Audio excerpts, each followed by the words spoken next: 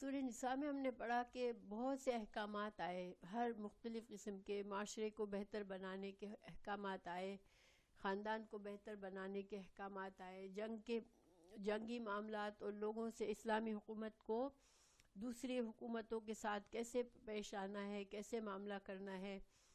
پھر منافقین کے احکامات آئے کہ ملک کے اندر جو دشمن ہے تمہارے چھپے ہوئے دشمن، ان سے کیسے معاملہ کرنا ہے، ان پرابلم کو کیسے حل کرنا ہے.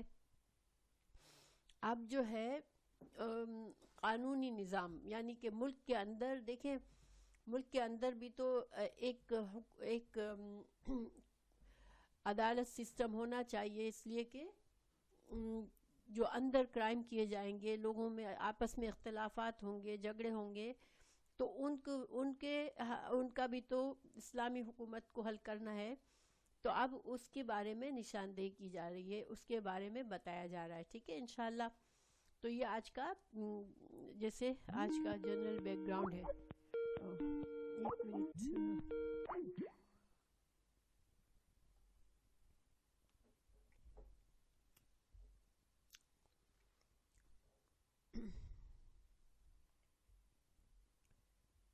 تو آج ہم یہ جانیں گے کہ جب ایک قاضی ہے،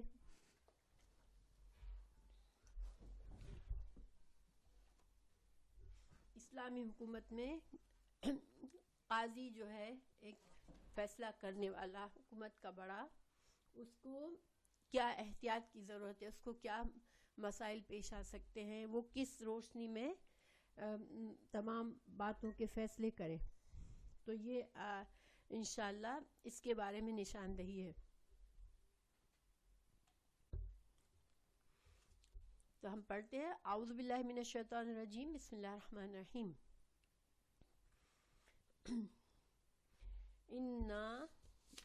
انا کتنے الفاظ ہیں یہ؟ انا.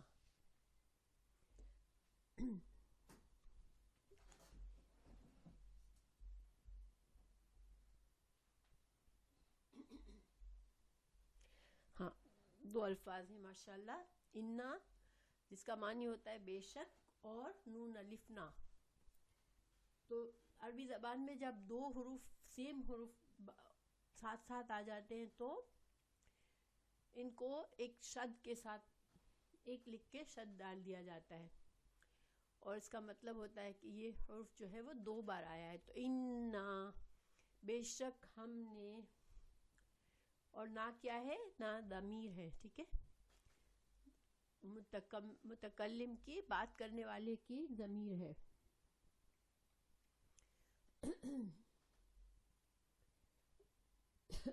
اوکے. تو انا انزلنا یہ کتنے الفاظ ہیں؟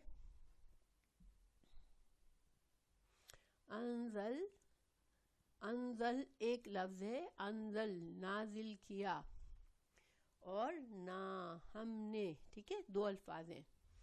انزلنا ہم نے نازل کیا، اور نون ذا لام اس کا روٹ ورڈ ہے نزل.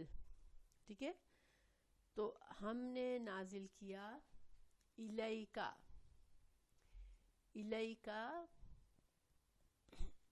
الا اور کا، آپ کی طرف. دو الفاظ ماشاءاللہ، آپ کی طرف. الکتابہ کتاب کو، بالحق کتنے الفاظ ہیں؟ بالحق سات حق کے، ماشاءاللہ سات حق کے. لتحکما تو لی ایک لفظ، تحکما جو ہے یہ فعل مضارع ہے. ٹھیک ہے، تحکم. تو تحکما تاکہ فیصلہ کرے، تاکہ تو فیصلہ کرے. بین الناس بینا درمیان، الناس لوگوں کے. اوکے. بما بی ساتھ، ما جو. نظر نہیں آ رہا؟ سب کو نظر نہیں آ رہا؟ اوہ اچھا.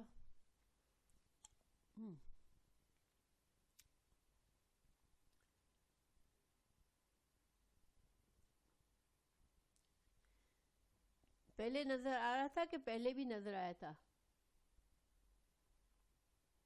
ابھی تک لوڈ ہی کر رہا ہے. اوہ اچھا اوکے. ایک منٹ.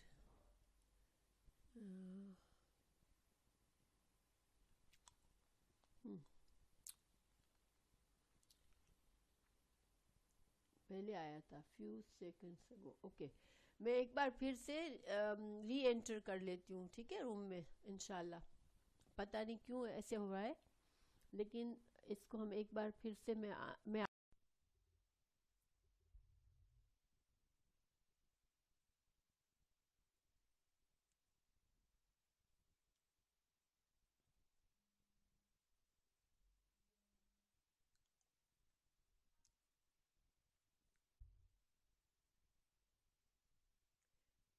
میری آواز آ رہی ہے آپ لوگوں کو؟ کچھ نیٹ کا پرابلم لگ رہا ہے آج. میں ذرا سا پلیز ابھی صحیح ہو جائے گا انشاءاللہ.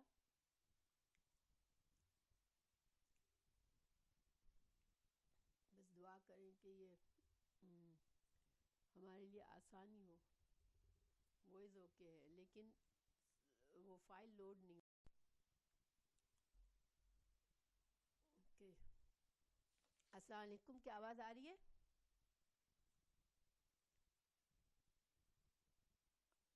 السلام علیکم.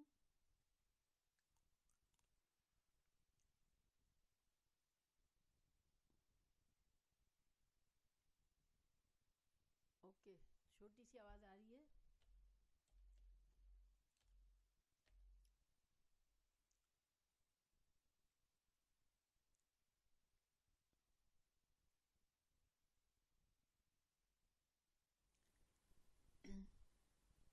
السلام علیکم ورحمۃ اللہ وبرکاتہ. آپ لوگ ایسا کریں کہ آواز اب صحیح ہو گئی ہے؟ اوکے انشاءاللہ. آپ لوگ اگر اپنے وہ کھول لیں قاعدہ. میرا بھی نہیں اسکرین پہ ابھی تک نہیں آیا ہے, شاید تھوڑی دیر میں آ جائے. تو اگر نہیں آتا تو ہم اپنا کھول لیتے ہیں انشاءاللہ, اور اس سے پھر کام چلاتے ہیں. اپنے سامنے اپنا قاعدہ کھول لیں آپ. اوکے اب آپ کو یہ قاعدہ نظر آ رہا ہے, میرا پارہ نظر آ رہا ہے؟ اوکے الحمدللہ. چلے اللہ تعالیٰ آسانی فرمائے.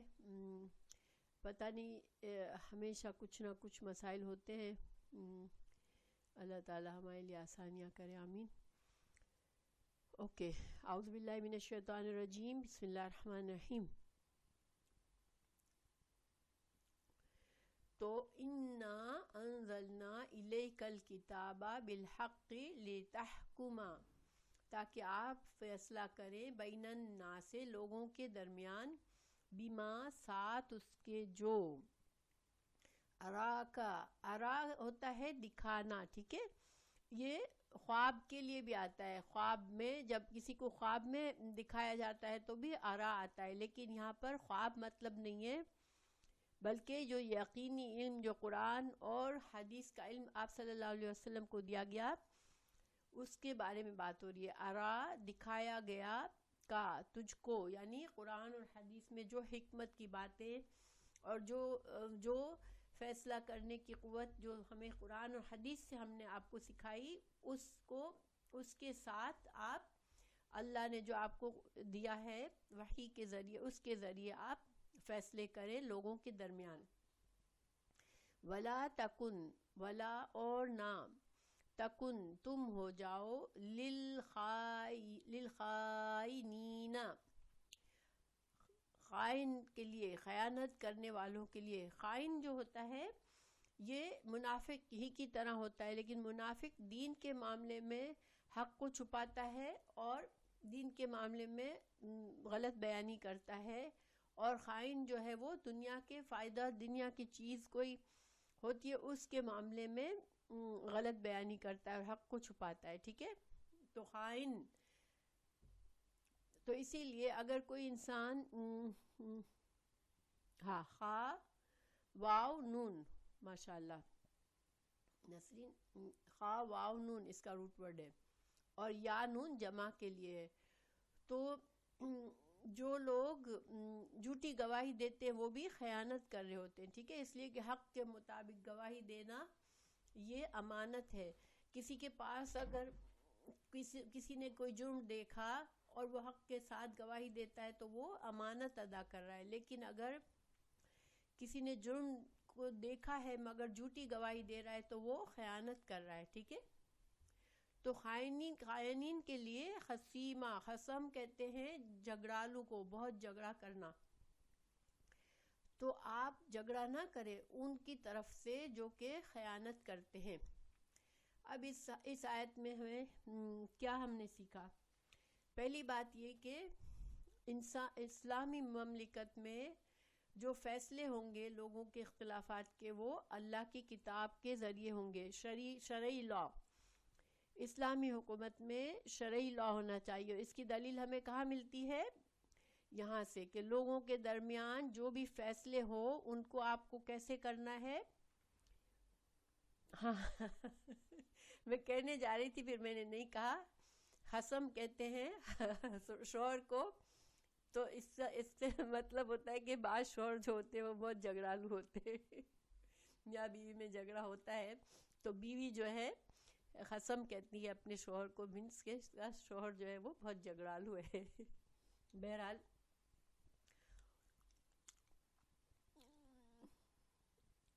ہاں خصم، خاص صاد نون، خاص صاد میم، خصم. ٹھیک ہے، خصیمن. اب تو اسلامی حکومت میں جو فیصلے ہوں گے لوگوں کے اختلافات کے بارے میں وہ کہاں سے ہوں گے؟ قرآن اور حدیث کے مطابق ہوں گے، یعنی کہ شرعی لا ضروری ہے. اگر ایک اسلامی حکومت ہے تو اس میں شرعی لا ضروری ہے. اب دیکھیں ویسے عجیب بات ہے، ایک تو مسلمانوں کی کسی مسلمان ملک میں شرعی لا نہیں ہے آج. ٹھیک ہے، عرب میں یعنی کہ صرف سعودی عرب میں کسی حد تک شرعی لا کو فالو کیا جا رہا ہے. کرپشن تو ہے عرب میں، سعودی عرب میں، لیکن پھر بھی وہاں پہ شرعی لا چلتا ہے.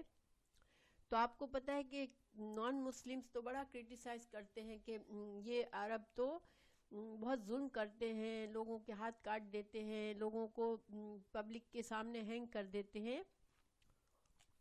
لیکن بہت سے مسلمان بھی اس کو ظلم سمجھتے ہیں کہ وہ کھلے میدان میں کسی کو سزا دی جائے، سزا پھانسی دی جائے یا کسی کو قتل کیا جائے اس لیے کہ کسی کا جرم ثابت ہو گیا ہے. تو مسلمان بھی آج اس چیز کو پسند نہیں کرتے، بہت سے مسلمان. لیکن اللہ تعالیٰ کا یہ حکم ہے کہ شرعی فیصلہ ہے. اگر جرم ثابت ہو جاتا ہے تو بعض جرائم کا جو سزا ہوتی ہے وہ سزائے موت ہوتی ہے، اور سزائے موت کے لیے اللہ تعالیٰ نے یہ نہیں کہا کہ چھپ کر ان کو مارو، بلکہ اللہ نے یہی کہا کہ لوگوں کے سامنے کرو. ایک جماعت موجود ہونی چاہیے، سورہ نور میں ہم پڑھیں گے انشاءاللہ. اور اللہ تعالیٰ کا اس میں مقصد ہوتا ہے کہ مقصد کیا ہے کہ جرم کو، جو مجرم کی سزا دینے سے لوگوں کو عبرت ملنی چاہیے. بالکل، تو عبرت کے لیے یہ مقصد ہے. یہ نہیں ہے کہ کوئی انجوائمنٹ یا شو کے لیے نہیں ہے کہ کسی کو مارا جا رہا ہے سب مل کے دیکھو، نہیں. اس سے انسان کے دل میں خوف آتا ہے کہ گناہ سے دور رہنا چاہیے. تو مگر آج بہت سے لوگ مسلمانوں کو اس بات پر کرٹیسائز کرتے ہیں. تو بہرحال اللہ سبحانہ وتعالیٰ نے یہاں پر کیا فرمایا کہ جب آپس میں اختلافات ہو، اسلامی مملکت میں لوگوں میں اختلافات ہو تو فیصلہ کیسے ہوگا؟ قرآن اور حدیث کے مطابق ہوگا. اچھا، اس آیت کا شان نزول ہے. ٹھیک ہے، شان نزول کیا ہے اس کا؟ آپ لوگوں کو پتہ ہے شان نزول کیا ہوتا ہے؟ کہ کوئی ایسا واقعہ جس کی بنا پر یہ آیات نازل ہوئی. لیکن اس کا یہ مطلب نہیں ہوتا کہ صرف اس واقعے سے ہی اس آیت کا حکم ہے، بلکہ یہ حکم عام ہوتا ہے. لیکن شان نزول سے ہمیں اس بات کو سمجھنے میں زیادہ آسانی ہوتی ہے. ٹھیک ہے. تو شان نزول اس کا یہ تھا کہ مدینہ میں ایک انصار قبیلہ بنی ظفر میں ایک شخص طعمہ یا بشیر، اس کا نام طعمہ تھا یا بشیر تھا. اب یہ راویوں کو غلطی لگی ہے یا ہو سکتا ہے اس کے دونوں نام ہو. بہرحال بن ابیرق یہ آدمی انصاری تھا. اب اس نے کسی دوسرے انصاری کی ذرا چرا لی. ذرا کیا ہوتی ہے؟ ذرا جنگی لباس ہوتا ہے، جو کہ آپ کو پتہ ہے کہ پہلے کی جنگیں سامنے ہوتی تھی تو جنگی لباس کی ضرورت ہوتی تھی. تو اس نے ذرا کو چرایا اور پھر پکڑا. اس کو ڈر لگا کہ اب یہ پکڑا گیا ہے، لوگوں کو جس کی ذرا تھی اس کو پتہ چل گیا ہے. تو اس نے اس ذرا کو ایک یہودی کے گھر میں پھینک دیا. ٹھیک ہے، اپنے آپ کو بچانے کے لیے. پھر اس نے کیا کیا، اپنے کچھ بھائیوں کو، کزنس کو اور کچھ اپنے قبیلے کے لوگوں کو لے کر رسول اللہ صلی اللہ علیہ وسلم کے پاس گیا اور جھوٹی گواہی دی کہ ہم نے اس یہودی کو چوری کرتے ہوئے دیکھا ہے، اس یہودی نے چوری کی ہے. اب بڑی چکنی چپڑی باتیں کر کے آپ صلی اللہ علیہ وسلم کو کنونس کر لیا کہ یہودی چور ہے. اب آپ صلی اللہ علیہ وسلم نے یہودی کو بلا بھیجا اور آپ کو یہ تھا دل میں کہ اس کو اس کی سزا دی جائے گی چوری کی. تو ایسے میں اللہ سبحانہ تعالیٰ نے یہ آیات نازل فرما کے یہودی کی برات کو ظاہر کیا کہ یہودی مجرم نہیں ہے، بلکہ یہ جو منافق ہیں، جو کہ بظاہر اسلام کہتے ہیں مسلمان ہیں، لیکن انہوں نے یہ کام کیا ہے، اس شخص نے یہ کام کیا ہے. اب دیکھیں اس آیت میں ہمیں بہت سی چیزیں پتہ چلتی ہے. پہلی بات، اللہ سبحانہ تعالیٰ جو ہے وہ انصاف پسند کرتا ہے. ایک یہودی کے فیور میں اللہ تعالیٰ نے آیات نازل فرما دی، اور یہ ایک آیت نہیں، آج کی پوری آیات اسی واقعے کے مطابق ہے. تو ایک یہودی کی برات کے لیے اللہ سبحانہ تعالیٰ نے آیات نازل فرمائی. اس کا مطلب ہے کہ اللہ تعالیٰ انصاف ہے اللہ کے پاس. یہ نہیں ہے کہ یہ بندہ نمازیں پڑھتا ہے تو میں اس کی فیور کروں، اور وہ جو میری نمازیں نہیں پڑھتا، جو میرا حق نہیں ادا کرتا، وہ اس کو چلو جھوٹی سزا مل جائے. نہیں، اللہ سبحانہ تعالیٰ خالق کائنات ہے اور اللہ تعالیٰ عادل ہے. اللہ تعالیٰ کے فیصلے عدل پر ہے. تو اللہ سبحانہ تعالیٰ نے رسول اللہ صلی اللہ علیہ وسلم کو اس غلطی کرنے سے بچا دیا. اب رسول اللہ صلی اللہ علیہ وسلم ان کی باتوں میں آ گئے تھے اور قریب تھا کہ فیصلہ سنا دیتے، تو گویا ایک ظلم ہو جاتا، کسی بے گناہ کو سزا مل جاتی. تو گویا اس سے ہمیں کیا پتہ چلا کہ ہمارے پیارے رسول صلی اللہ علیہ وسلم کا درجہ بہت بلند تھا. اللہ تعالیٰ نے ان کو بہت عزت و کرام دیا. اللہ نے ان کو بہت سی باتیں غیب سے بتائی بھی، لیکن عالم الغیب نہیں تھے آپ صلی اللہ علیہ وسلم. رسول اللہ صلی اللہ علیہ وسلم کے پاس جو بھی علم ہوتا تھا غیب کا، وہ اللہ کا بتایا ہوا ہوتا تھا. کیونکہ یہاں پر اس واقعے میں آپ صلی اللہ علیہ وسلم اگر عالم الغیب ہوتے تو آپ کو کسی کی جھوٹی بات سے متاثر آپ نہ ہوتے. پھر یہ بھی ہمیں پتہ چلا کہ ایک انسان ہونے کے ناطے آپ سے غلطی ہوئی کہ آپ نے پوری تحقیق نہیں کی اس معاملے کی، اور صرف ان لوگوں کی چکنی چپڑی باتیں سن کر آپ نے یہودی کے بارے میں فیصلہ کر لیا کہ اس نے چوری کی ہے. تو یہ ایک جج کے لیے مناسب نہیں تھا کہ وہ کسی کو دونوں سائڈز کو سنے بغیر کوئی فیصلہ کرے. تو یہ اس وقت آپ سے یہ غلطی ہونے والی تھی، اور اللہ سبحانہ تعالیٰ نے آپ کو فوراً سے متنبہ کیا اور یہ آیت نازل فرمائی. تو اور ساتھ ہی ساتھ یہ فرما دیا کہ وَلَا تَكُنْ لِلْخَائِنِينَ خَصِيمًا، یہ جو لوگ خیانت کرتے ہیں ان کی طرف سے آپ ان کے طرفدار نہ بنیں، آپ ان کی طرف سے جھگڑا کرنے والے یا ان کی دفاع کرنے والے نہ بنیں.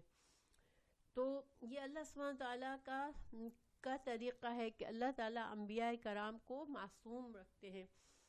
دیکھیں آپ صلی اللہ علیہ وسلم سے انسان ہونے کے ناطے کچھ مقامات پر مسٹیک ہوئی، ٹھیک ہے، لیکن فوراً وحی کے ذریعے، فوراً قرآن کی آیات کے ذریعے اصلاح فرما دی گئی. کیوں کہ آپ کا ہر قول، ہر عمل جو تھا وہ شریعت بن رہا تھا، اسلام کی شریعت. آج ہم جو کچھ فالو کرتے ہیں تو آپ صلی اللہ علیہ وسلم کے ہر بات، ہر عمل ہمارے لیے اتباع کرنے کے لیے ہے. تو اس وجہ سے اللہ تعالیٰ نے کوئی غلطی رہنے نہیں دی. اگر انسان کے ہونے کے ناطے رسول اللہ صلی اللہ علیہ وسلم سے کوئی غلطی ہوئی تو فوراً سے اس کے لیے اللہ تعالیٰ نے فوراً سے اس کی اصلاح فرمائی. اس کی مثال قرآن میں ہے اور جگہوں پر بھی ہے. جیسے سورہ تحریم میں رسول اللہ صلی اللہ علیہ وسلم نے شہد کھایا تھا، تو ایک بیوی کے گھر میں جا کے شہد کھایا، پھر دوسری کے پاس گئے تو انہوں نے جیلسی میں، حسد میں جھوٹ ایک بات ایسے ہی بنا کر کہہ دی کہ جب آپ کے منہ سے جنگلی پھولوں کی بو آ رہی ہے. آپ صلی اللہ علیہ وسلم نے اس بات پر بہت محسوس کیا اور قسم کھا لی کہ میں جو ہے شہد نہیں کھاؤں گا آئندہ سے. تو اللہ تعالیٰ کو یہ بات پسند نہیں آئی، کیونکہ آپ صلی اللہ علیہ وسلم اگر شہد کا استعمال بالکل چھوڑ دیتے تو پھر امت کو کیا ہوتا کہ امت اس کو فالو کرتی، اس کو شریعت سمجھتی، اس کو دین کا حصہ سمجھتی.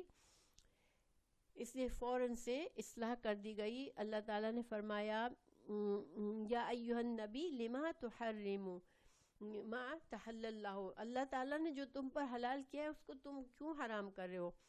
تو اللہ تعالیٰ نے وہ قسم توڑوائی رسول اللہ صلی اللہ علیہ وسلم سے اور آپ کو شہد کو استعمال کرنے کے لیے فرمایا گیا. اسی طرح سورہ توبہ میں جب جنگ تبوک کے وقت اعلان کیا گیا کہ تمام لوگوں کو، مدینہ کے تمام لوگوں کو دفاع کے لیے جانا ہے، جنگ پر جانا ہے، تو منافقین جو تھے، وہ آپ کو پتہ ہے منافقین ایسی چیزوں سے دور رہتے تھے. منافقین جو تھے وہ ساتھ نہیں دیتے تھے ایسے موقع پر. تو انہوں نے آ کے جھوٹے بہانے بنانے شروع کیے کہ میرے گھر میں تو کوئی پیچھے سے ٹیک کیئر کرنے والا نہیں ہے، اور میرا گھر میں میرے بیوی بچوں کا خیال رکھنے والا کوئی نہیں ہے، یا اس طرح کے کچھ بھی الٹے سیدھے بہانے آ کے کیے. اور آپ صلی اللہ علیہ وسلم ہر کسی کا بہانہ سن کر کہتے اچھا ٹھیک ہے تم مت جاؤ، اچھا ٹھیک ہے تم مت جاؤ. رسول اللہ صلی اللہ علیہ وسلم ان کو اجازت دیتے رہے کہ ٹھیک ہے مت جاؤ مت جاؤ. اللہ سبحانہ تعالیٰ نے قرآن میں آیت نازل فرما دی کہ لما اذنت لہم، اللہ تعالیٰ آپ کو معاف کرے، آپ کیوں ان کو اس طرح سے اجازت دے دیتے ہیں. یعنی کہ ان کا جھوٹ پہلے ثابت ہونے دے کہ یہ جھوٹے ہیں. آپ ان کے جھوٹی بہانوں پر آپ ان کو ہاں کہہ کر اجازت دے دیتے ہیں، یہ مناسب نہیں ہے. تو آپ صلی اللہ علیہ وسلم کی اصلاح فرمایا گئی. اسی طرح جب جنگی قیدی جنگ بدر میں جب فرسٹ جنگ تھی، جب مسلمان اور مشرکین کی جنگ ہوئی اور مسلمانوں کو اللہ نے فتح دیا اور 70 قیدی ہاتھ آئے مسلمانوں کے، مشرکین کے 70 آدمی. تو اب یہ فیصلہ ہونا تھا کہ اب کیا کریں ان قیدیوں کے ساتھ. تو حضرت عمر فاروق نے کہا کہ ان سب کو قتل کر دیتے ہیں، کیونکہ انہوں نے اسلام کے خلاف بڑے جرائم کیے ہیں. مکہ کی 13 سال کی زندگی میں انہوں نے مسلمانوں کے ساتھ بہت زیادتیاں کی ہیں، اور یہ ابھی بھی بہت زیادہ مسلمانوں کے دشمن ہیں، ہم ان کو قتل کرتے ہیں. حضرت ابوبکر صدیق نے کہا کہ یا رسول اللہ ہم کو فائنانشلی ہیلپ ہو جائے گی، مسلمان ابھی بہت کمزور ہیں فائنانشلی، تو اگر آپ ان کو فدیہ دے کر چھوڑیں تو ہمیں وہ پیسہ ہم استعمال کر سکتے ہیں اپنی قوت بڑھانے کے لیے. رسول اللہ صلی اللہ علیہ وسلم نے حضرت ابوبکر صدیق کی رائے کو پسند فرمایا اور اعلان کر دیا کہ لوگ جو ہیں وہ فدیہ دے کر قیدیوں کو آزاد کرنے کا اعلان کر دیا. تو اللہ تعالیٰ کو یہ بات پسند نہیں آئی. اللہ تعالیٰ نے فرمایا کہ وما کان لنبی، کہ اس نبی کے لیے جائز نہیں تھا کہ وہ اسلام کے دشمنوں کو چھوڑ دے، اس طرح سے ان کو قتل کرنا تھا، کیونکہ ابھی مشرکین کی قوت بہت بڑی تھی، اور ان کو چھوڑنے کا مطلب یہ ہے کہ مشرکین کی قوت اور بڑھانا ہے. تو اللہ تعالیٰ ناراض ہوا اس بات پر، لیکن فوراً ہی جہاں جہاں اللہ تعالیٰ نے رسول اللہ صلی اللہ علیہ وسلم کو غلطی کا احساس دلایا، وہاں فوراً سے ان کو معاف بھی کر دیا. ٹھیک ہے. تو اور سورہ فتح میں اللہ تعالیٰ نے فرمایا کہ اللہ تعالیٰ نے آپ کے تمام اگلے پچھلے گناہ معاف فرما دیے ہیں. تو گویا کہ اللہ سبحانہ وتعالیٰ نے فرمایا اِنَّا فَتَحْنَا لَكَ فَتْحًا مُبِينًا لِيَغْفِرَ مَا تَقَدَّمَ مِن ذَنبِكَ وَمَا تَأَخَّرَ. اے نبی صلی اللہ علیہ وسلم، ہم نے آپ کے لیے آپ کے اگلے پچھلے تمام گناہوں کو معاف کر دیا. اب نبی جو ہے وہ گناہ نہیں کرتے. ٹھیک ہے. انبیاء کرام گناہ نہیں کرتے، اللہ تعالیٰ ان کو محفوظ فرماتا ہے گناہوں سے. لیکن یہ جو چھوٹی چھوٹی خطائیں ہوئیں رسول اللہ صلی اللہ علیہ وسلم سے فیصلہ کرنے میں، یا ایز انسان کے ناطے کوئی کام اس طرح سے نہیں ہوا جس طرح اللہ سبحانہ تعالیٰ چاہتے تھے. یعنی چاہتے تو نہیں، اللہ تعالیٰ تو جو چاہتا ہے وہی ہوتا ہے، لیکن اللہ تعالیٰ نے یہ موقع دیا. یہ بھی ایک ہمارے لیے سیکھنے کا موقع تھا کہ یہ بھی واضح کرنا تھا کہ انبیاء کرام بھی کوئی عالم الغیب نہیں ہوتے، ان سے بھی انسان ہونے کے ناطے غلطی ہو جاتی ہے. ہاں بالکل، یہ بھی اللہ تعالیٰ کی، دیکھیں یہ اللہ کی مشیت ہی ہوتی ہے، کیونکہ اللہ تعالیٰ نے جب جنگی قیدیوں کے بارے میں اللہ تعالیٰ نے فرمایا، تو اللہ تعالیٰ نے ساتھ یہی فرمایا کہ اللہ تعالیٰ کا فیصلہ ہو چکا تھا، یہ اللہ تعالیٰ کو معلوم تھا. تو ہر چیز جو ہوتی ہے وہ اللہ کی مرضی ہی کے مطابق ہوتی ہے، مگر یہ ہمیں دین سکھایا گیا اس طرح سے، اور ہمیں رسول اللہ صلی اللہ علیہ وسلم کے ایک انسان ہونے کے دلائل بھی پیش کیے گئے کہ آپ صلی اللہ علیہ وسلم بھی انسان تھے، اور اگر آپ سے کوئی انسان ہونے کے ناطے کوئی خطا غلط فیصلہ ہو گیا تو اللہ نے فوراً سے اصلاح فرما دی اس کی، کیونکہ انبیاء کی عصمت کو اللہ نے حفاظت فرمائی ہے. دیکھیں سورہ صاد میں حضرت داؤد علیہ السلام کا بھی قصہ ہمیں ملتا ہے، سملر قصہ ہے ان کا بھی. ان کے ساتھ کیا ہوا تھا کہ وہ محراب میں اپنے تھے، عبادت گاہ میں تھے، عبادت کر رہے تھے کہ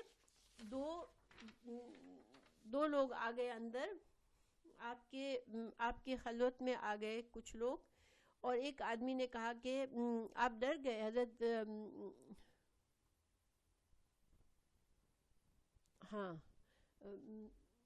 ہاں بالکل، یہ اللہ سبحانہ تعالیٰ کی آف کورس اللہ سبحانہ تعالیٰ ہی عالم الغیب ہے، اور اللہ ہی کی قدرت سب سے زیادہ ہے.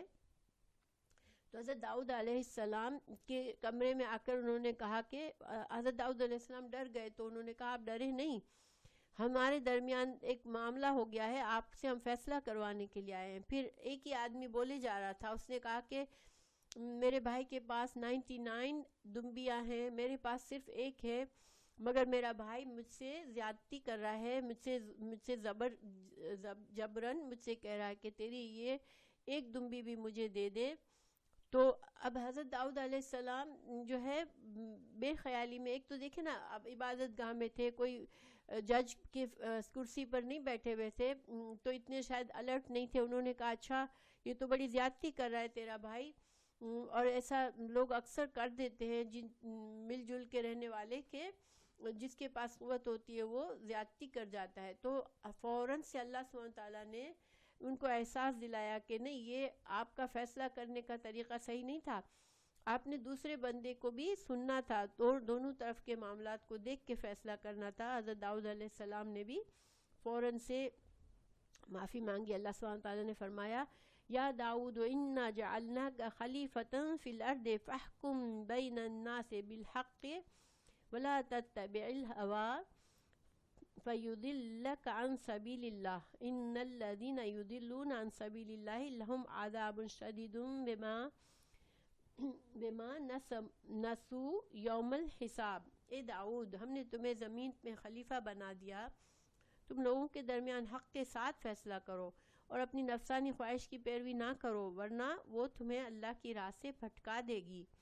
یقیناً جو لوگ اللہ کی راہ سے بھٹک جاتے ہیں ان کے لیے سخت عذاب ہے، اس لیے انہوں نے حساب کے دن کو بھلا دیا ہے۔ تو گویا انبیاء کرام کی فوراً اصلاح فرما دی جاتی تھی۔ اللہ سبحانہ تعالیٰ انبیاء کرام کی عصمت کو، ان کی معصومیت کو برقرار رکھتا ہے۔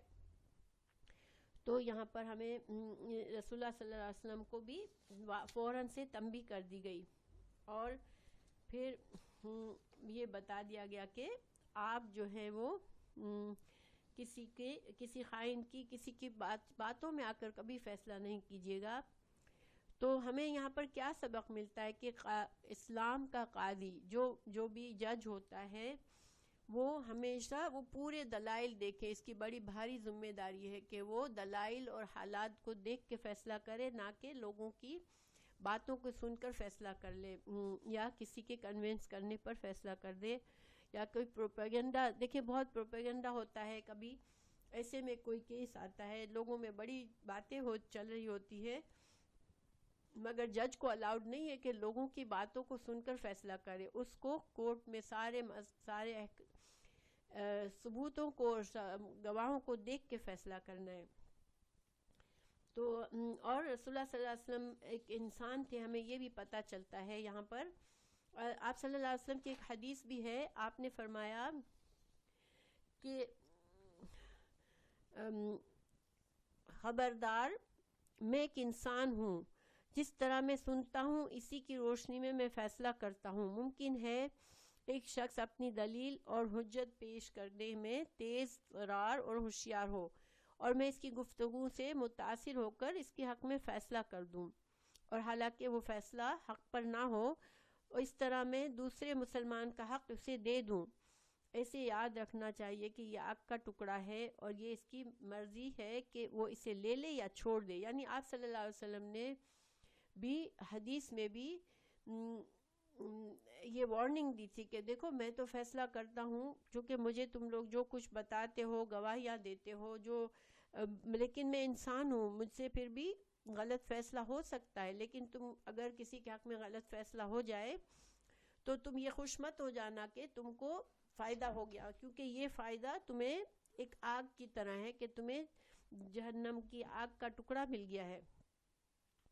تو گویا کہ غلط گواہی بھی نہیں دینی چاہیے، اور انسان کو غلط فیصلہ مل جائے، ہمیں ہمارا حق نہیں ہے، پھر بھی ہمیں غلطی سے کوئی دے دے تو ہمیں خود ہماری بھی ذمہ داری ہے کہ ہم اس حق کو نہ قبول کریں۔ پھر جو اللہ تعالیٰ نے فرمایا کہ وَلَا تَكُنْ لِلْخَائِنِينَ خَصِيمًا، تم خیانت کرنے والوں کے لیے جھگڑا کرنے والے نہ بنو۔ تو دیکھیں اس میں ہمارے لیے بہت سبق ہے ہمارے عام زندگی میں، حالانکہ ہم جج نہ ہو، ہمیں کوئی فیصلہ لوگوں کا نہیں کرنا، لیکن ہر انسان کی زندگی میں ایسے معاملات آتے رہتے ہیں کہ ہمارے دوست احباب کبھی بعض اوقات ہمیں کچھ باتیں بتاتے ہیں، اپنے گھر کی باتیں، اپنے خاندان کی باتیں، یا کسی دوسرے دوست کی باتیں کہ فلاں ایسا ہے، فلاں نے میرے ساتھ ایسا کیا، فلاں نے میرے ساتھ ایسا کیا، اور ہمارا دل ہمدردی سے بھر جاتا ہے ہمارے دوست کے لیے، کیونکہ ہمیں اس سے محبت ہوتی ہے، ہمیں اس سے تعلق ہوتا ہے۔ لیکن اگر ہم اس طرح سے بات سن کے اگر ہم نے بھی دوسروں کو ان کی بات کہی کہ ہاں اس کا شوہر خراب ہے، اس کی بیوی خراب ہے، اس کا بیٹا خراب ہے، اس کا بھائی خراب ہے، تو ہم بھی گنہگار ہو سکتے ہیں۔ یہ بڑی ذمہ داری کی بات ہے کہ بغیر دونوں سائڈز دیکھے ہم کبھی رائے قائم کر لیں۔ لوگ دیکھیں ہر انسان کو اپنے آپ کو وہ معصوم سمجھتا ہے، اور اپنے حق میں فیصلہ چاہتا ہوتا ہے۔ تو اگر ہم سے کوئی آ کے بات کرتا ہے تو ہمیں اگر ہم نے اس کی بات سن کے دوسروں کو یہی بات بتائی، یا اس کو بھی کہا کہ ہاں یہ تو بہت غلط تمہارے ساتھ ہو رہا ہے، تو ان باتوں میں ہماری ذمہ داری یہ ہے کہ ہم احتیاط برتیں۔ اور بعض اوقات یہ غلطی ہم سے ہو جاتی ہے، اکثر ہم بات سن کے فوراً سے اس پرسن کے بارے میں غلط رائے قائم کر لیتے ہیں، اور ہم دوسروں کو بھی کہتے ہیں کہ یہ فلاں آدمی اچھا نہیں ہے، وہ اپنی بیوی کو ایسا کر رہا ہے، یا فلاں بیوی ایسی نہیں ہے، اچھی نہیں ہے، یا فلاں ساس اچھی نہیں ہے، فلاں بہو اچھی نہیں ہے، یا فلاں بھائی اچھا نہیں ہے. نہیں، ہمیں ان چیزوں سے بچنا چاہیے جب تک ہمارے پاس دونوں سائڈز کے دلائل نہ ہوں. ٹھیک ہے. اور ویسے تو اسلام میں یہ پسندیدہ ہی نہیں ہے کہ ہم ہر کسی سے اپنی تکلیف کو بیان کریں اور کسی کی شکایت کریں. اگر ہمیں اس کو بتانے کی اجازت ہے جو ہماری کچھ مدد کر سکتا ہے تو یہ صحیح طریقہ ہے. واویلا مچا دینا اور لوگوں میں کسی کو بدنام کر دینا یہ بہت خطرناک بات ہے، کہ کیونکہ ہو سکتا ہے کہ ہم خود ہی غلط ہیں، ہمیں اپنی غلطی نظر نہیں آ رہی ہے، ہمیں دوسرے کی غلطی نظر زیادہ آ رہی ہے. تو ہمیں اپنے آپ کو بھی چیک کرنا چاہیے. اسلام جو ہے مکمل طور پر ایک بیلنس اور انصاف پسندیدہ، بس انصاف والا دین ہے، اور اللہ تعالیٰ کو ہر چیز کا علم ہے. اللہ تعالیٰ انصاف کو پسند فرماتا ہے. پھر آگے آیت ہے، ابھی یہ ساری آیات ایک دوسرے سے ریلیٹڈ ہیں. ٹھیک ہے. اور ماشاء اللہ سعدیہ آپ بھی آئی ہیں آج، تو الحمدللہ خوشی ہو رہی ہے آپ کو دیکھ کے. پھر وَاسْتَغْفِرِ اللَّهَ، وَاسْتَغْفِرِ اللَّهَ، اور استغفر غفرا، روٹ ورڈ کیا ہے اس کا؟ غفرا.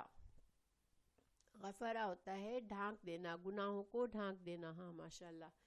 اور سین اور تا ہے تو پھر کیا مطلب ہوتا ہے؟ سین اور تا جب آتا ہے فعل کے شروع میں تو ہاں طلب کرنا. تو آپ طلب کریں، استغفار کریں، بخشش مانگیں اللہ سے.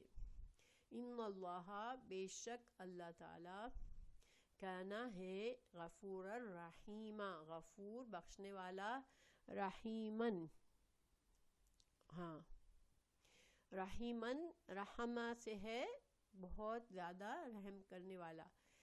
تو اب اللہ تعالیٰ، ویسے تو رسول اللہ صلی اللہ علیہ وسلم سے خطاب ہے کہ آپ سے غلطی ہونے والی تھی تو آپ جو ہے اللہ سے بخشش مانگ لیں، اور اللہ تعالیٰ جو ہے بخشش کرنے والا ہے. اور اللہ تعالیٰ نے رسول اللہ صلی اللہ علیہ وسلم کے ساتھ ہمیشہ قرآن میں ہی فوراً بتا بھی دیا کہ اگر غلطی ہوئی بھی ہے تو فوراً سے معافی بھی ہو گئی ہے.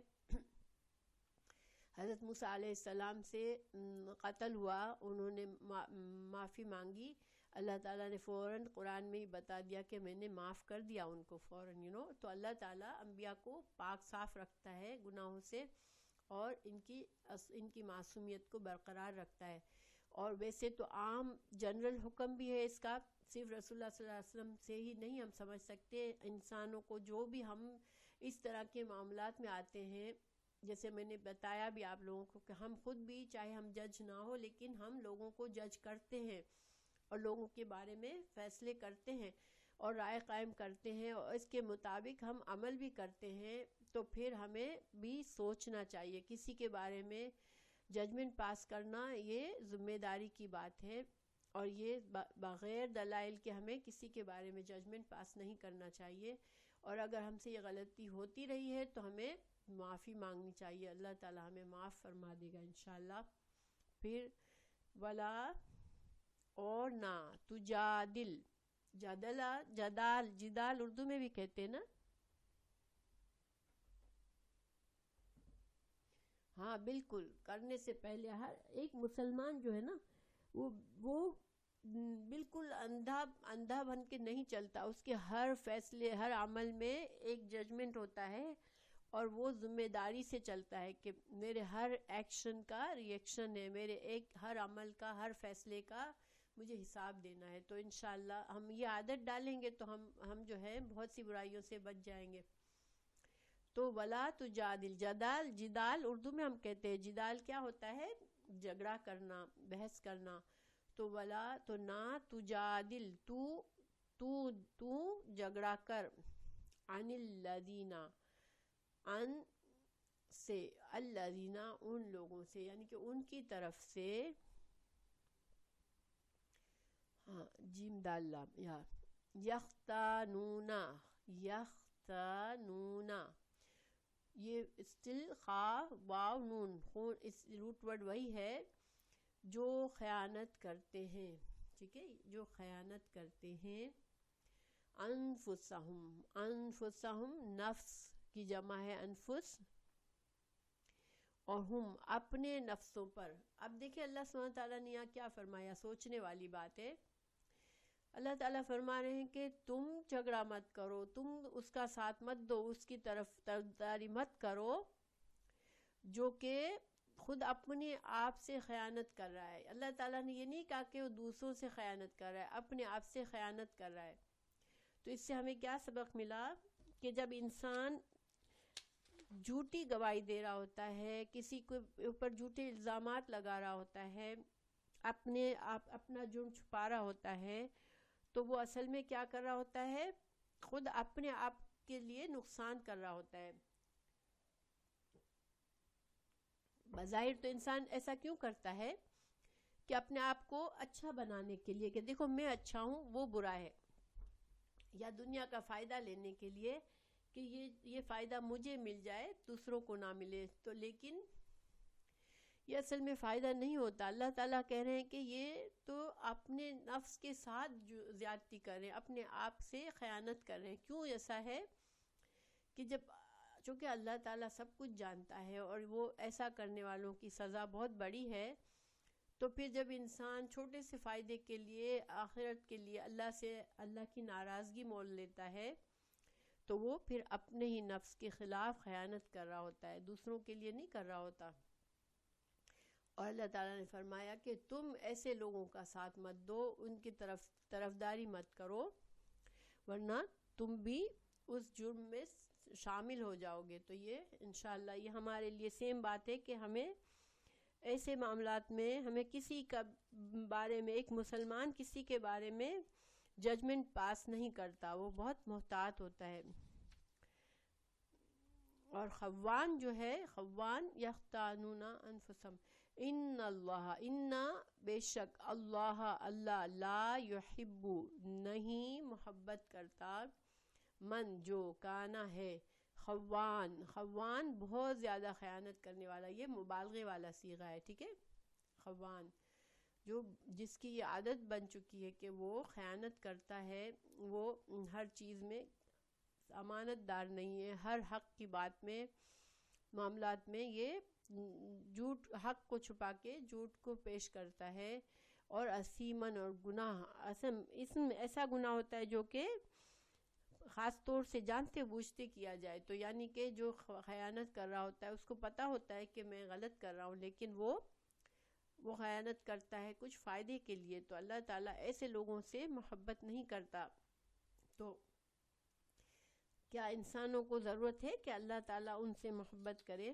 کیا کوئی انسان یہ ہے ایسا کہہ سکتا ہے کہ مجھے تو ضرورت نہیں ہے کہ اللہ تعالیٰ مجھ سے محبت کرے، میں خود کفیل ہوں؟ ہم خود کفیل تو نہیں ہے نا، ہم تو اللہ کے بندے ہیں.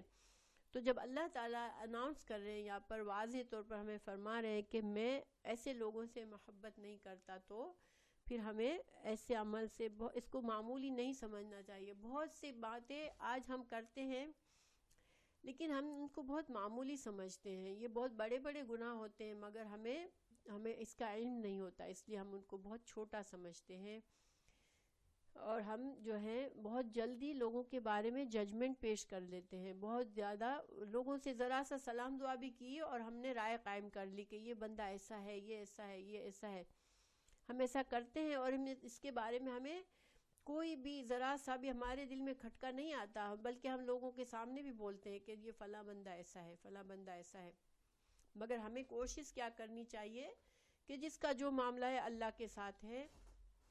ہاں اگر ہمیں دیکھیں بعض اوقات ہمیں کسی کے بارے میں پتہ ہوتا ہے واقعی میں، یعنی کہ مشاہدات سے اور صحیح علم سے ہمیں پتہ ہوتا ہے کہ یہ آدمی دھوکے باز ہے. اب کوئی اور اس سے معاملہ کرنے جا رہا ہے، مثال کے طور پر رشتہ کسی نے ڈالا ہے، اب کوئی ہم سے پوچھتا ہے کہ بھئی فلاں کا رشتہ آیا ہے، اب یہ کیسا آدمی ہے. ایسے موقع پہ ہمیں چھپانا بھی نہیں ہے، ٹھیک ہے. ایسے موقع پہ اگر ہمیں پتہ ہے تو ہمیں اس کے بارے میں بتا دینا چاہیے، کیونکہ پھر وہ اس آدمی کی برائی سے دوسرے کی زندگی پر اثر آنے والا ہے.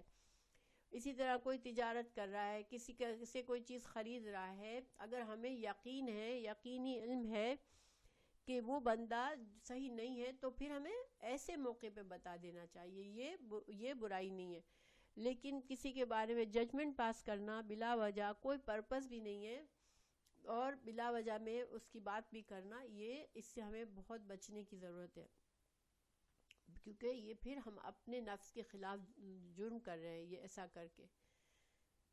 پھر اللہ تعالیٰ فرما رہے ہیں کہ یستخفونا، سین اور تا ہے یہاں پہ بھی نوٹ کریں آپ لوگ، یعنی کہ وہ کوشش کرتے ہیں، خفی، یہ خفی سے ہے، یہ خافایا، ہاں ماشاءاللہ، خفی کیا ہوتا ہے؟ چھپا ہوا، تو وہ چھپنے کی کوشش کرتے ہیں بات کو، یعنی کہ اصل حقیقت کو چھپانے کی کوشش کرتے ہیں، اور سین اور تا طلب ہے، یعنی کہ یہ کامیاب نہیں ہو رہے، مگر وہ کوشش کرتے ہیں چھپانے کی۔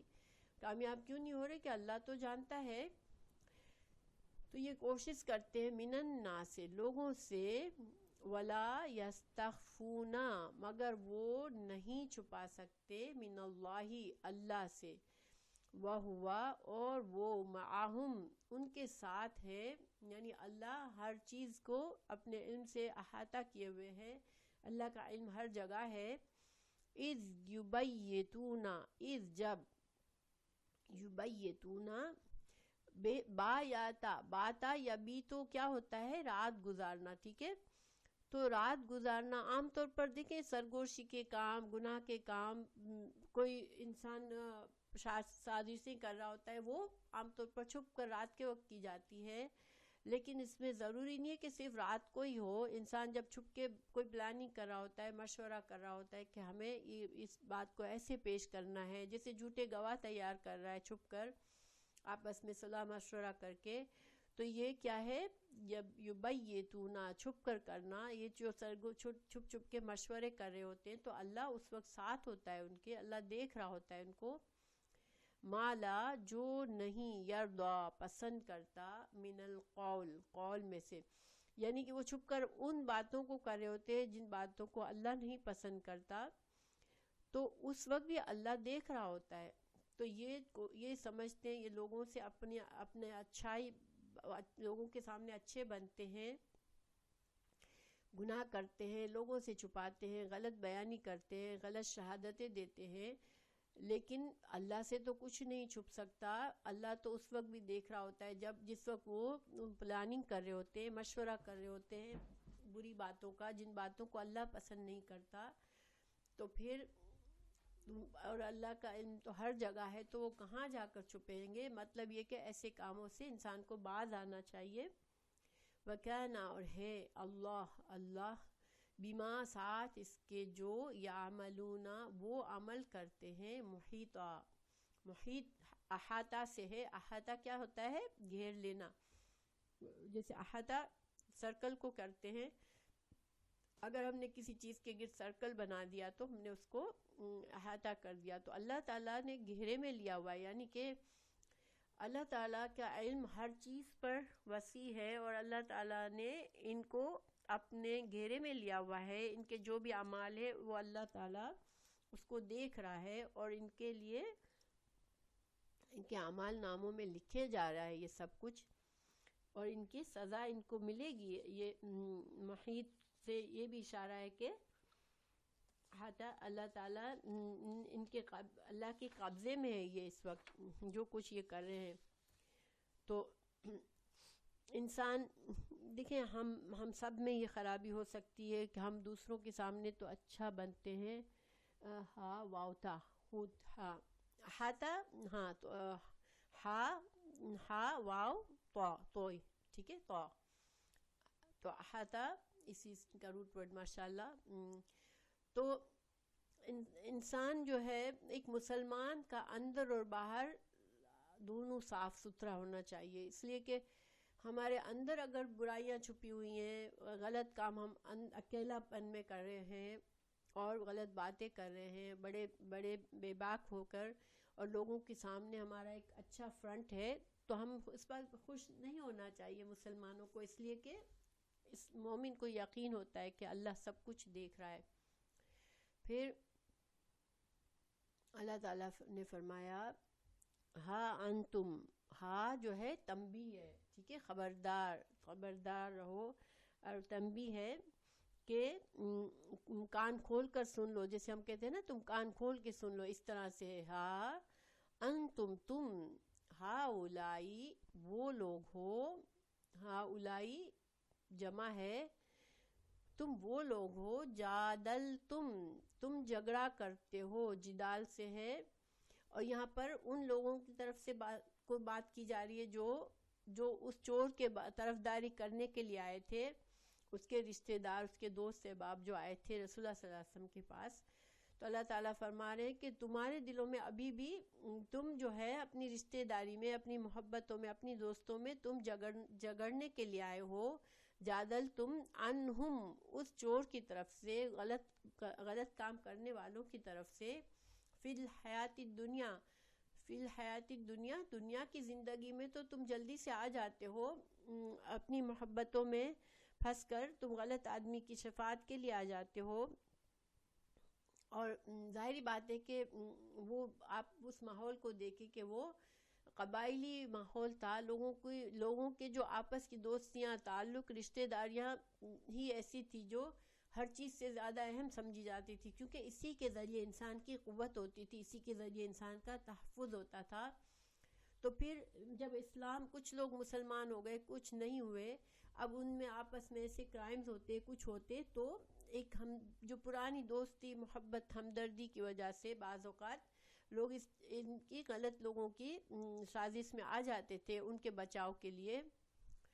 تو اور جن کا ایمان کمزور تھا وہ، اب دیکھیں ایک شخص نے چوری کی تھی، لیکن اس کے سارے کزنز اور بھائی اور اس کے قبیلے کے لوگ آئے آپ صلی اللہ علیہ وسلم کو کنونس کرنے کے لیے۔ تو اللہ تعالیٰ فرما رہے کہ تم جو ہو دنیا کی زندگی میں جگڑنے کے لیے آ جاتے ہو اس طرح سے غلط لوگوں کے لیے، تو فمن تو کون، یجادلو جھگڑا کرے گا، اللہ سے کون جھگڑا کرے گا، یعنی قیامت کے دن، عنہم ان کے بارے میں، یوم القیامہ قیامت کے دن، من یا کون، یکونو ہوگا، علیہم وکیلا، وکیل کے کئی معنی ہوتے ہیں، وکیل کے 3 معنی میں استعمال ہوا ہے قرآن میں، ایک تو ذمہ دار، ٹھیک ہے، ذمہ دار، دوسرا ہے نگرانی کرنے والا، اور تیسرا ہے ضامن، کسی کی ضمانت دینے والا، ٹھیک ہے۔ ضمانت دینے والا کیا ہوتا ہے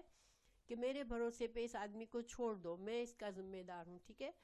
تو اللہ تعالیٰ فرما رہے ہیں کہ تم میں اتنی ہمت ہے کہ آخرت کے دن تم کھڑے ہو کے تمہارے اس غلط کام کرنے والے کے لیے تم کھڑے ہوں گے کہ اچھا میں اس کا وکیل ہوں، میں اس کا ذمہ دار ہوں، تو کیا تم یہ ذمہ داری جو دنیا میں تم دے رہے ہو، اس کی طرف سے جگڑ رہے ہو، تو کیا آخرت میں تم کر سکو گے اللہ کے سامنے؟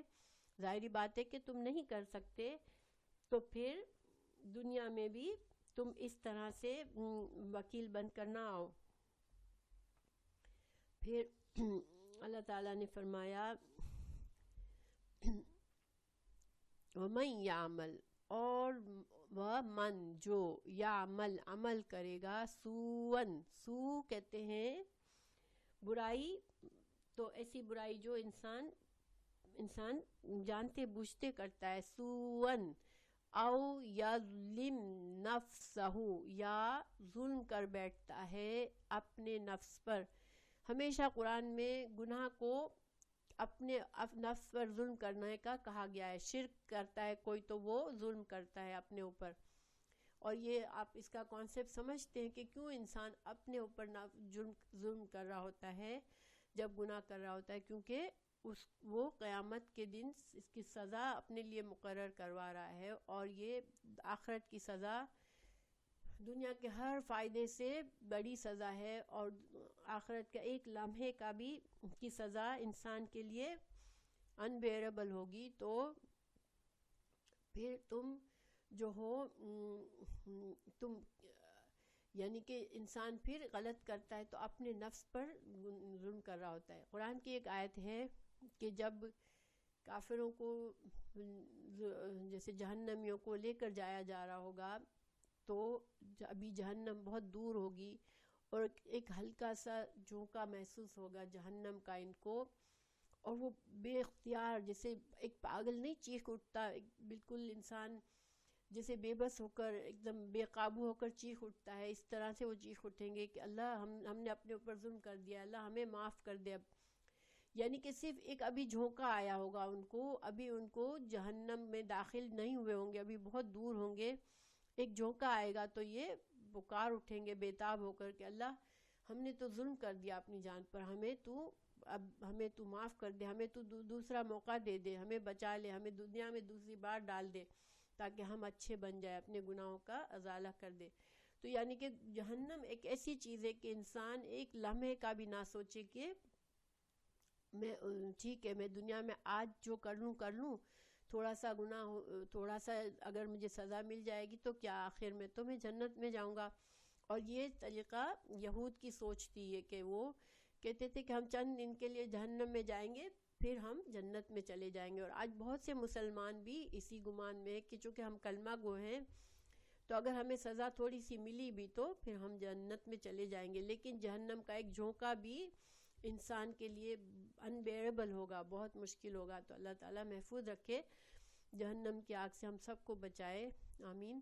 پھر اللہ تعالیٰ نے یہاں پر امید دلائی. دیکھیے یہ قرآن کا طریقہ ہے کہ جب کبھی ڈانٹ آتی ہے، جب کہ سزا کی وارننگ آتی ہے تو فوراً اللہ تعالیٰ امید بھی بندھا دیتے ہیں. تو اللہ تعالیٰ یہاں پر امید بندھا رہے ہیں کہ اگر جس نے گناہ کر دیا، برا کام کر دیا اور اپنی نفس پر ظلم کر دیا، ثم پھر یستغفر اس نے بخشش طلب کر لی، ندامت آئی اس کو، اس نے اللہ کی طرف پلٹ آیا، وہ معافی مانگ لی، تو پھر کیا ہوا؟ یجد پائے گا اللہ کو غفور الرحیم بخشنے والا اور مہربان. تو اللہ تعالیٰ بہت رحیم ہے اور بہت معاف کرنے والا ہے کہ جب کبھی ڈانٹتے ہیں تو فوراً امید بھی دلا دیتے ہیں. اللہ تعالیٰ جب کبھی انسان کو پھر یہ نہ ہو جائے کہ اوہو میں تو کیا کروں، میں نے تو اب بہت گناہ کیا، اب وہ نا امید نہ ہونے لگے تو فوراً امید دلا دی جاتی ہے کہ نہیں نا امید نہ ہو، اللہ تعالیٰ معاف کرنے والا ہے، تم کو صرف معافی مانگنی ہے. اور ظاہری بات ہے کہ معافی میں اخلاص ہونا چاہیے، آئندہ گناہ نہ کرنے کی خواہش اور گناہ سے ندامت اور گناہ سے بیزاری ہونی چاہیے. ایک حدیث ہے کہ کل بنی آدم خطاؤون، ہر آدم کی اولاد خطا کرنے والی ہے، لیکن بہترین خطا کار وہ ہے جو غلطی کر کے توبہ کر لے. تو یہ حدیث ہے ماشاءاللہ، حدیث کا بھی سیم ہی وہ ہے کہ انسان کے ہونے کے ناطے ہم گناہوں سے، کوئی انسان یہ دعویٰ نہیں کر سکتا کہ میں تو بالکل گناہوں سے پاک ہوں، ہم سے گناہ ہوں گے، ہم سے غلطی ہوگی، مگر جو ہی احساس ہو پھر ہم اس پر اڑ کر نہ رہیں بلکہ فوراً اللہ کی طرف جھک جائے اور اللہ سے معافی بھی مانگے اور اللہ سے دعا بھی مانگے کہ اللہ تو ہمیں جو ہے وہ گناہوں سے بچنے والا بنا دے. ٹھیک ہے، اور یہی لیے نماز جو ہے ہماری، یہی نماز ہمیں جو دی گئی ہے اس کا پرپس بھی یہی ہے کہ انسان دن میں 5 وقت اللہ کی طرف پلٹ جاتا ہے تو پھر آہستہ آہستہ گناہوں سے اس کے دل میں گناہوں کی جو محبت ہوتی ہے وہ کم ہوتی چلی جاتی ہے، اور انسان 5 دفعہ جیسے پاک صاف ہو جاتا ہے تو ایک بوجھ اتر جاتا ہے اس کا. اگر ہم صحیح اخلاص کے ساتھ نماز پڑھیں تو وہ نماز ہمارے لیے، اور صحیح توجہ سے وضو کرے تو وضو کرتے ہی ہمارے گناہ معاف ہو جاتے ہیں. جو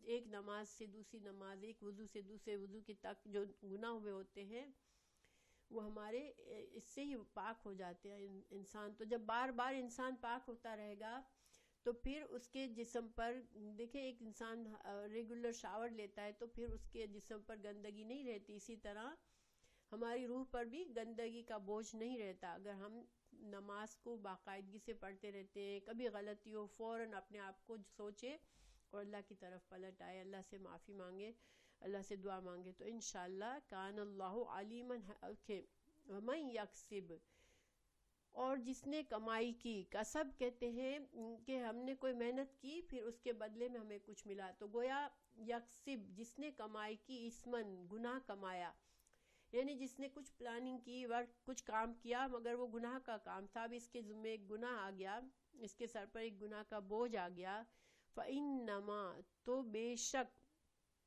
یکسبہ کسب وہ کماتا ہے اس کو، یعنی یہ ضمیر کہاں جا رہی ہے؟ اسم کی طرف، یعنی جس نے گناہ کمایا تو اس گناہ کو کمایا اعلی نفسہ ہی اپنی جان پر، یعنی اس نے اپنے خلاف یہ اپنے لیے ایک مصیبت کھڑی کی، اپنے لیے ہی اس گناہ کا بوجھ اس نے کما لیا۔ وَكَانَ اللَّهُ اور ہے اللہ علیمًا بہت زیادہ علم والا، اور حکیمًا حکمت والا، تو اللہ تعالیٰ تمام لوگوں کی نیتوں کو جانتا ہے، ہم جو عمل کرتے ہیں ہم کس نیت سے کرتے ہیں، اور ہم گناہ کرتے ہیں تو کیوں کرتے ہیں، پھر اللہ کے نزدیک ہم کوئی غلط انسان اپنی غلط ایکسکیوزز دنیا میں دے کر بچ سکتا ہے، مگر اللہ کے نزدیک نہیں بچ سکتا کہ اللہ میرے پاس یہ مسئلہ تھا اس لیے میں نے کیا، اللہ تعالیٰ مجھے اس وجہ سے گناہ کرنا پڑا، یہ سارے کام، یہ باتیں نہیں چلے گی۔ انسان کو فوراً سے جو بھی گناہ کمایا اس کا احساس کرے اور اس کی معافی مانگے، تو اللہ تعالیٰ معاف فرمانے والا ہے۔ اللہ تعالیٰ آگے فرما رہے ہیں، اب بجائے دیکھیے ایک تو طریقہ یہ ہے انسان گناہ کرے، اس کا اعتراف کرے، اللہ سے معافی مانگے تو اللہ تعالیٰ معاف کر دے گا، لیکن اس کے خلاف اگر جو لوگ، اب اگلی آیت میں بتایا جا رہا ہے اس کا اپوزٹ رویہ، ومن اور جو یکسب کمائے گا، خطیئتن خطا گناہ غلط کام، او اسمن یا گناہ، یعنی یا تو وہ خطا بغیر پلاننگ کے ہو گئی، غلط کام ہو گیا، مقصد غلط کرنے کا نہیں تھا مگر غلط کام ہو گیا، یا اس نے اسمن جان بوجھ کر پلاننگ سے گناہ کمایا، دونوں صورتوں میں پھر اب کیا ہوا کہ پکڑے جانے کا خطرہ ہوا، تو اس نے کیا کیا، ثم پھر رمی سے ہوتا ہے، رما ہم یاد ہے ہم حج کے لیے جاتے ہیں تو ہم رمی کرتے ہیں، رمی میں کیا ہوتا ہے، رمی میں پتھر پھینکے جاتے ہیں نا، شیطان کی طرف پتھر پھینکے، یعنی کہ پھینکنا، ٹھیک ہے، پھینکنا، ہاں، تو جس نے خود گناہ کیا یا غلطی بھی ہو گئی، چلو گناہ کی مقصد نہیں تھا مگر غلط کام ہو گیا، مگر بجائے اس کے اعتراف کر کے، بجائے اس کو اللہ کی طرف پلٹے معافی مانگے، اس نے کیا کیا، اس گناہ کا الزام پھینکا، یرمی کسی پر الزام لگایا، بیہی ساتھ اس کے، بریئن بے گناہ کو، ہم کہتے ہیں نا میں اس چیز سے بری ہوں، تو بری کا کیا مطلب ہوتا ہے کہ اس سے فری ہوں، میں یہ گناہ بے گناہ ہوں، اس سے تو میں بری بے گناہ پر جس نے یہ کام نہیں کیا اس پر الزام لگا دیا، فقد تو تحقیق، احتمل حمل سے ہے، اس نے اٹھایا، بہتان و اسمن اور گناہ، مبینن بہت زیادہ واضح کھلا، اس نے اپنے اوپر بوجھ اٹھا لیا، اس نے اس گناہ کا، کسی کھلے بہت بڑے گناہ کا بوجھ اس نے اپنے اوپر اٹھا لیا۔ اب دیکھیں چونکہ یہ واقعہ ہوا تھا تو اس آدمی نے جس نے چوری کی تھی، اس کو ڈر لگا کہ اب میں پکڑا جاؤں گا، تو اس نے معافی مانگ لیتا تو وہ اس کے لیے زیادہ بہتر ہوتا، تھوڑی بدنامی ہوتی، تھوڑا اس کو سزا ملتی، لیکن وہ بچ جاتا اللہ کی ناراضگی سے، اللہ آخرت کے گناہ سے، لیکن اس نے اس گناہ پر ایک اور گناہ کیا کہ اپنا گناہ کا الزام بے گناہ یہودی پر ڈال دیا، ٹھیک ہے نا، تو ایسا کرنے سے اس نے کیا کیا، اپنے اوپر ایک اور بہت بڑا بوجھ اس نے ڈال دیا گناہ کا، ایک گناہ تو تھا ہی، اب اس نے اپنے اوپر ایک بڑا گناہ اور ڈال دیا، تو ایسا کرنے سے بہتر کیا تھا اس کے حق میں کہ وہ اپنے آپ کو اپنے گناہ کو تسلیم کر لیتا، کیونکہ یہ آدمی جو تھا یہ بظاہر مسلمان تھا، لیکن جب یہ سب کچھ ہوا، اس کا یہ آیت نازل ہو گئی، اب اس کا جرم ثابت ہو گیا، وہ بھاگ گیا مدینہ سے اور اسلام سے مرتد ہو گیا اور مرتد ہو کر مر گیا. تو دیکھیں کتنا بڑا اس نے اپنے اوپر کر لیا گناہ. اس نے جو جرم کیا تھا، چوری کی تھی، اس کی سزا تو صرف ہاتھ کٹنا تھا، ٹھیک ہے، وہ کم سزا تھی، لیکن مرتد کی شکل میں اس کو موت آئی. یہ بہت ہی خطرناک موت تھی اس کی، اور آخرت کے لیے ہمیشہ کے لیے عذاب میں جانے کا اس نے سامان کر لیا. صرف کس لیے؟ ایک ذرا کے لیے، ایک جو جنگی لباس چرانے کے لیے، چھوٹے سے فائدے کے لیے اس نے اتنا بڑا اپنے اوپر گناہ کر لیا. اللہ تعالیٰ فرما رہے ہیں کہ یہ جو طریقہ ہے، جس نے یہ سمجھا کہ میں کسی پر بہتان ڈال کے خود کو بچا لوں گا، تو یہ اس نے بہت زیادہ اور بھی بڑا گناہ کر لیا. پھر اللہ تعالیٰ رسول اللہ صلی اللہ علیہ وسلم سے مخاطب ہیں، وَلَوْلَا، اور اگر نہ، فضل اللہ، فضل ہوتا اللہ کا، علیکا، تجھ پر، وَرَحْمَتُهُ، اور اللہ کی رحمت ہوتی، لَهَمَّتْ، البتہ ہم کہتے ہیں ہم ارادہ کرنا، ٹھیک ہے، تو البتہ ارادہ کر لیا تھا، طائفتٌ، ایک گروہ نے، منہم، ان میں سے، ان یضلوک، کہ آپ کو گمراہ کر دے. یہ کون سا گروہ تھا جس نے آپ کو غلط راستے پر لگانے کی کوشش کی، آپ صلی اللہ علیہ وسلم سے غلط فیصلہ کروانے کی کوشش کی؟ وہ نہیں، جوئش نہیں تھے، جوئش یہودی پر تو الزام لگایا گیا تھا، وہ انصار تھے جو کہ بظاہر مسلمان تھے، ٹھیک ہے، جنہوں نے چوری کی تھی. تو چوری کر کے انہوں نے الزام لگایا تھا اس یہودی پر. تو یہودی پر الزام لگا کے پھر وہ اپنے دوستوں کو لے کر آ گیا، اپنے رشتہ داروں کو لے کر آ گیا رسول اللہ صلی اللہ علیہ وسلم کے پاس، اور اس نے سب نے مل کر آپ کو کنونس کرنے کی کوشش کی کہ یہودی نے چوری کی ہے، گویا آپ سے غلط فیصلہ کروانے کی کوشش کی. تو آپ کو بھی ایک طرح سے آپ سے بھی غلطی ہو جاتی، تو یہ ایک زیادتی ہو جاتی کہ ایک غلط فیصلہ، ایک بے گناہ کو سزا مل جاتی. تو اللہ تعالیٰ فرما رہے ہیں کہ انہوں نے تو، ایک گروہ نے تو یہ ارادہ کر لیا تھا کہ آپ سے غلط کام کروا لے، آپ سے ایک گناہ کا کام کروا لے، آپ سے ایک ظلم کروا لے، اس یہودی کو سزا دلوا کر، بے گناہ یہودی کو سزا دلوا کے. مگر اللہ تعالیٰ کا فضل اور رحمت کی وجہ سے اللہ نے آپ کو بچا لیا، کیونکہ اللہ تعالیٰ نے بر وقت آیت نازل فرما کے رسول اللہ صلی اللہ علیہ وسلم کی حفاظت فرمائی. اور اللہ تعالیٰ انبیاء کی حفاظت اسی طرح فرماتا ہے. شروع میں نے یہ بات آپ کو واضح فرمائی تھی، واضح کر دی تھی کہ اللہ سبحانہ تعالیٰ انبیاء پر سے غلط کام نہیں ہونے دیتا. انسان ہونے ناطے غلطی ہو جاتی ہے تو اس کی اصلاح فوراً کر دی جاتی ہے، تاکہ کوئی کسی نبی سے کوئی ایسا ظلم، ایسی غلط بات نہ ہو جائے جس کے نتائج بعد میں اچھے نہ ہو، امت کو غلط فہمی ہو جائے یا ایک غلط قانون جاری ہو جائے. تو پھر اللہ تعالیٰ فرما رہے ہیں، وَمَا يُضِلُّونَ، اور نہیں وہ گمراہ کر سکتے، الا، مگر، انفسہم، جن لوگوں نے کوشش کی آپ کو غلط باتوں سے، آپ سے غلط فیصلہ کروانے کی، وہ ان کی کوئی طاقت نہیں ہے کہ وہ آپ کو بہکا سکیں. وہ تو صرف اپنے ہی نفسوں کو، انہوں نے اپنے نفسوں کو ہی بہکایا، اپنے آپ کو ہی گمراہ کیا. وَمَا يَضُرُّونَكُمْ، اور نہ آپ کو، یعنی رسول اللہ صلی اللہ علیہ وسلم کو تسلی دی جا رہی ہے کہ آپ کو کوئی نقصان نہیں دے سکتا، اللہ کی حفاظت ہے آپ کے لیے. وَمَا يَضُرُّونَكُمْ مِنْ شَيْءٍ، آپ کو کوئی نقصان نہیں دے سکتے. یہ اللہ تعالیٰ اپنے انبیاء کی حفاظت بھی کرتا ہے. اور چونکہ یہ ایک بات ہو گئی جس سے آپ صلی اللہ علیہ وسلم کو بھی ظاہر ہے اچھا نہیں لگا، دل کو ایک بوجھ سا محسوس ہوا کہ یہ کیا ہوا، میں غلط فیصلہ آلموسٹ کرنے والا تھا.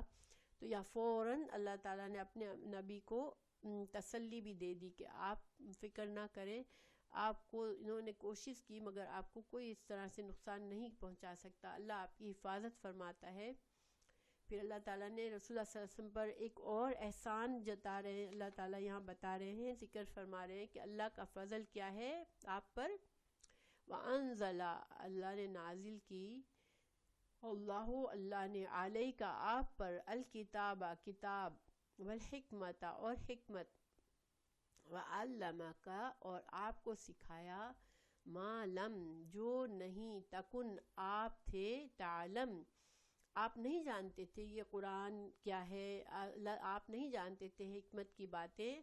یہ تو اللہ تعالیٰ نے آپ کو یہ سب کچھ اپنے فضل سے سکھایا ہے. اور یہ ظاہری بات ہے اللہ تعالیٰ کی طرف سے ہدایت کا آنا، اللہ تعالیٰ کی طرف سے نبوت ملنا، یہ سارے اللہ کے فضل اور رحمت ہے. اللہ تعالیٰ نے دوسری جگہ بھی فرمایا سورہ شورى 52 میں وَكَذَلِكَ أَوْحَيْنَا إِلَيْكَ رُوحًا مِّنْ أَمْرِنَا مَا كُنْتَ تَدْرِي مَا الْكِتَابُ وَلَا الْإِيمَانُ کہ اسی طرح بھیجا ہم نے تیری طرف قرآن، ایک فرشتے کو بھیجا قرآن لے کر کہ اپنے حکم سے تو نہیں جانتا تھا کہ کتاب کیا ہے اور ایمان کیا ہے. تو یہ اللہ تعالیٰ نے یہ ایک طرح سے رسالت کا پروف بھی دیا کہ اللہ کے نبی صلی اللہ علیہ وسلم اپنی طرف سے باتیں نہیں کر رہے ہیں. یہ اللہ تعالیٰ ان کو تو کچھ پتہ ہی نہیں تھا، کتاب کا کوئی علم نہیں تھا کہ اللہ کی کتاب کیا ہوتی ہے. یہ تو اللہ نے اپنے فرشتے کو بھیج کر یہ علم بھیجا. اور دوسری جگہ اللہ تعالیٰ نے فرمایا سورہ القصص میں 86 میں وَمَا كُنْتَ تَرْجُو أَن يُلْقَى إِلَيْكَ الْكِتَابُ إِلَّا رَحْمَةً مِّن رَبِّكَ اور تجھے تو یہ توقع نہیں تھی کہ تجھ پر کتاب اتاری جائے گی مگر تیرے رب کی رحمت سے یہ کتاب اتاری گئی. تو گویا اللہ تعالیٰ اس آیت میں نبی صلی اللہ علیہ وسلم سے فرما رہے ہیں کہ آپ نے تو کبھی خواب میں سوچا بھی نہیں ہوگا کہ مجھے نبی بنایا جائے گا، مجھے اللہ کی کتاب دی جائے گی. یہ تو اللہ نے آپ کو چن لیا اپنی رحمت سے کہ اللہ نے آپ کو کتاب بخشی، اللہ تعالیٰ نے آپ کو رسالت بخشی. تو یہ ہمیں اللہ تعالیٰ جو ہے ہمیں آپ صلی اللہ علیہ وسلم کو ایک طرح سے اچھی باتیں بتائی جا رہی ہیں، ایک طرح سے اپنا پیار اللہ تعالیٰ اپنا پیار جتا رہا ہے اپنے نبی پر کہ نبی آپ کو تو ٹھیک ہے آپ ان لوگوں نے جو کچھ کیا لیکن آپ پر تو اللہ کے بڑے فضل اور احسان ہیں، اللہ کے بڑے کرم ہیں کہ اللہ نے آپ کو یہ کتاب بھی دی، آپ کو نبی بنایا، ورنہ آپ کو کوئی امید تھوڑی تھی کہ آپ کو یہ سب کچھ دیا جائے گا.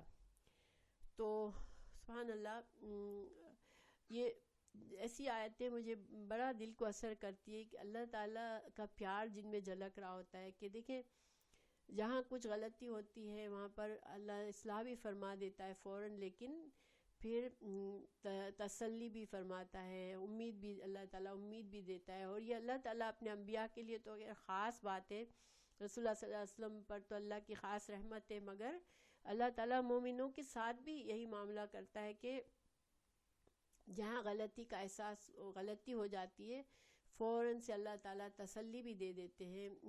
ہمیں پتہ ہے کہ قرآن میں دوسری جگہ اللہ نے فرمایا اے میرے بندو جنہوں نے اپنی جانوں پر ظلم کیا اللہ کی رحمت سے محروم مت ہونا، اللہ کی رحمت سے مایوس مت ہونا.